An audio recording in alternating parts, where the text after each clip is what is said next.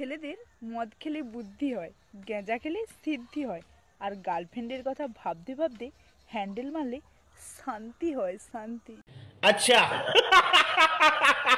বৌদি, ছেলেরা মদ না খেলে বুদ্ধি হয় না, গাঁজা না খেলে সিদ্ধি হয় না, গার্লফ্রেন্ডের কথা ভাবতে ভাবতে হ্যান্ডেল না মারলে তাদের শান্তি হয় না। কিন্তু বৌদি, তোমাদেরকে বলি, তোমরা যে দেওয়ার কথা ভাবতে ভাবতে নিজের মৌসুমিগুলো টিপে টিপে বড় করে দিলে, তারপরে গেলে কি হবে? এবার বৌদিদের কি করে দিতে হয় সেটা আমি তোমাকে শেখাবো।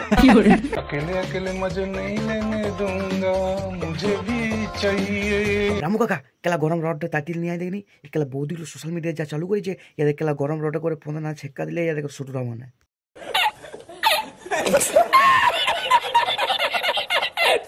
তবে পরে যদি সূত্র হয় কেলা মাথা পাতা কাজ করছে না, তাদের লাইক কমেন্ট শেয়ার কেলা সাবস্ক্রাইব এলে প্রত্যেকটা বৌদির কেলা কুকীর্তি যেমন ভালোভাবে শেয়ার হয়।